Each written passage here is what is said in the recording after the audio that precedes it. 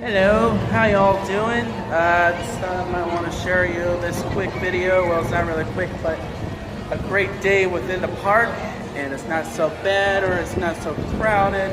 You know, we're just kind of like chilling, and they finally opened up the pathway for Secret Life of Pets attraction, which is going to be in 2020 soon, starting next year. That is going to be off the hook. I can't wait to be able to see how well they're gonna do. It's supposed to be a two-story attraction, kind of like Transformers and whatnot. So check this out, guys. Look at this. Remember how just not too long ago, when we were here the last time, giving you guys some thorough, awesome updates. Look at this. They finally opened up this area. I mean, like, who would have thought that they would open up this area for us to be able to reveal? And it's looking quite amazing for Secret Life of Pets. We can actually say that now because I read an article that, you know, this attraction is going to be a selfless, like a self type track with no tracks at all, and it's supposed to be a high-end technology for this ride, and I am very stoked to see how far. Look, we can actually walk up to the walls now. That's how crazy it is. So guys, before I get to this video, definitely click on that subscribe button if you're new, and hopefully we can get a lot of insights on what's going on with this whole area. I mean, you can tell I'm loving this. Right there on this corner is supposed to be some sort of like apartment section, you know, like they done in the movie. I don't know how they're gonna manage to pull that off, but you know, we'll see how it goes in the long run. So then we can just go from there. And I want to see what all sorts of construction is going on for Jurassic World, and I'm gonna go head down there here in a bit. But look at this! We can finally walk on this side. It's so real. It's like all this was blocked off, but not anymore. It's just so bizarre. There's the apartment scene, and I have a feeling that's what the facade is going to be like, right next door to Despicable Me and next to the Irish pub. That's really super cool. Good job, Universal. For real though, I am. Who else is psyched for this attraction besides me?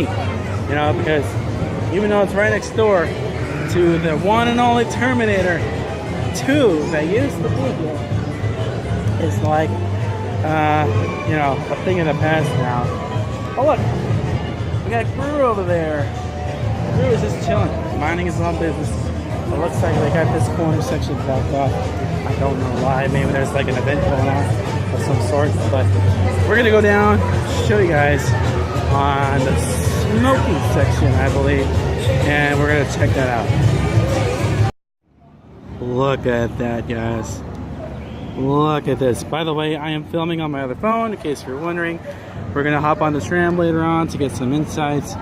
And unfortunately, for some reason, I can't zoom in with this camera phone, Samsung Edge. But, you know, it is what it is. They're looking mighty well on Nintendo Land down there. They're doing a lot of work. And as you can tell, there's some stairs going on where I was before. And as for the Jurassic World sign, they're still legitimately putting that up as well. We're gonna head on down there, and I can't wait until this opens up soon, guys. It's gonna be amazing. By the way, guys, today is a glorious day.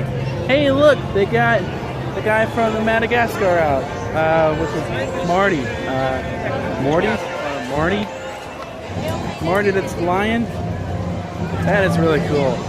It's nice to see some characters from Madagascar and all that cool Disney shows, or all those cool movies that are out.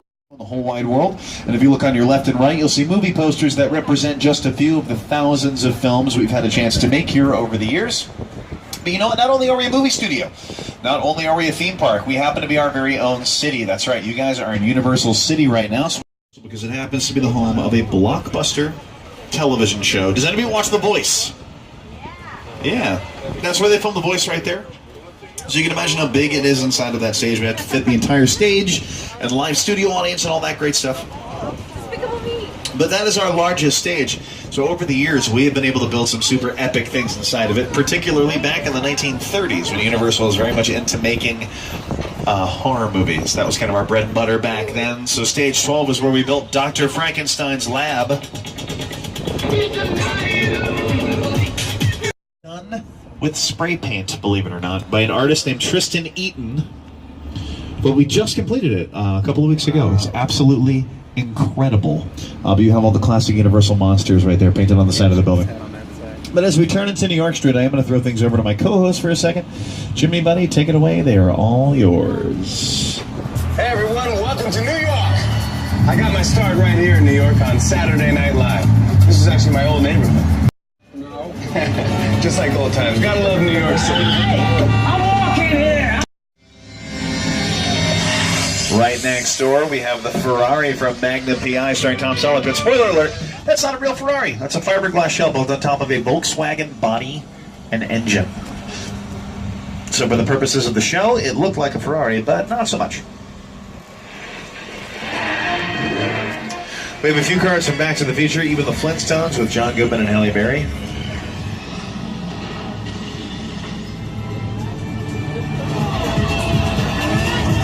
And of course, we have a couple from the Fast and the Furious, and even Transformers from director Michael Bay. That's cool. But you know what? Sandwiched between two of those cars from the Fast and the Furious, we have one from Jurassic World, which is the Gyrosphere. Now, if you've seen either Jurassic World movie, the Gyrosphere was a huge part of it. Became a giant star in its own right, really. But we have a lot to show you from those movies, including a couple of the original Jurassic Park films. But it does require an introduction that I will let this gentleman do. Welcome to Jurassic Park. Mobile laboratory unit that looks like this. Oh yeah. The mobile laboratory unit from this scene is on the left-hand side. The main cast of the film, Jeff Goldblum, Vince Vaughn, and Julianne Moore, were all trained. But to make the filming of that scene a little easier, we actually built the entire thing out of plywood, if you can believe it. Take a look at the back of it if you don't believe me. Wait a second, what's that sound? I don't like it! Oh no!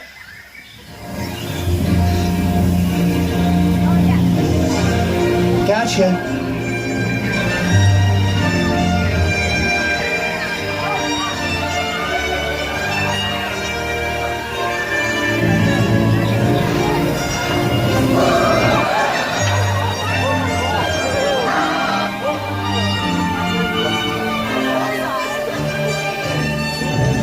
Alright, so I'm going to show you the entire scene featuring that mobile laboratory.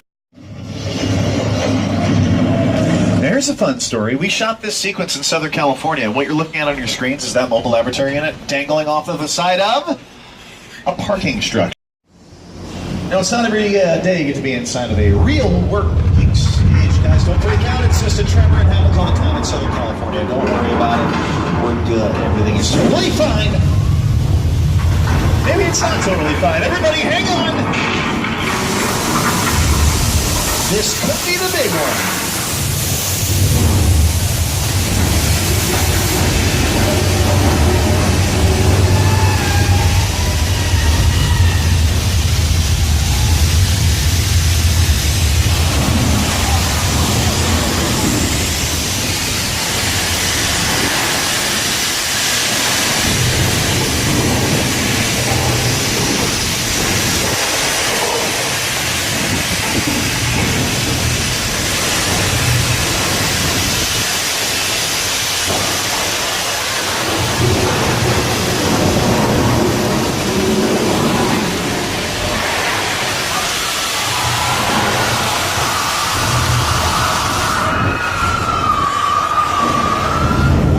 Guys, we should probably get out of here. It sounds like the water main just broke.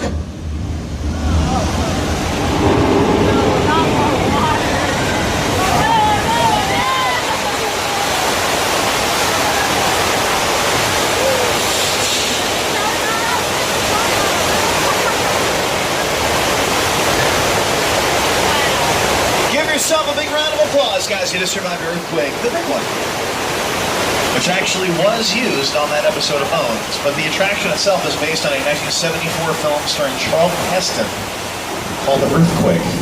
When Earthquake debuted in 1974, it came along with a brand new way of experiencing movies.